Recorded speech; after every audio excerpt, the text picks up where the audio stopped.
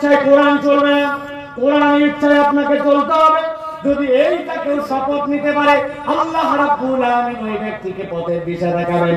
তাহলে পথের দিশা যদি পেতে চাই কোরআন ছাড়া আমার কোনো বিকল্প নাই।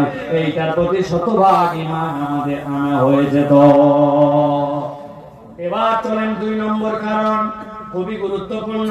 আল্লাহ রাব্বুল আলামিন বলছেন, নবী আপনি জানাই দেন, বান্দা যদি জীবনের উদ্দেশ্য খুঁজে পেতে চায় কোরআনুল কারীম ছাড়া কোনো উপায় নাই। ও যুবক, তোমাকে মোটিভেশন দেয় অনেকে, জীবনের উদ্দেশ্য কি? তোমাকে বড় হতে হবে, শ্রেষ্ঠ হতে হবে, তোমাকে টপ হতে হবে, তোমাকে ফাইট করতে হবে, দুনিয়া জয় করে ফেলতে হবে, ফাটায় ফেলতে হবে।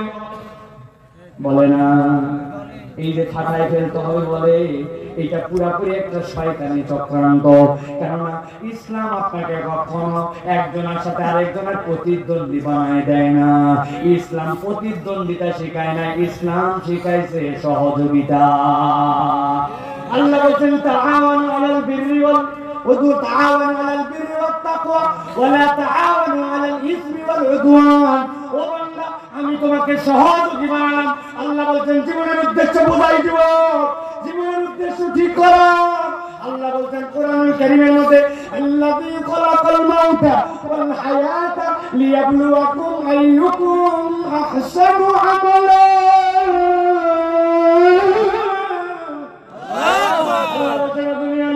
আমি রব্বুল আলামিন তোমাকে মৃত্যু দিলাম, তোমাকে জীবন দিলাম, আর এটার কারণ তোমাকে দিলাম আইয়ুকুম আহসানু আমালা।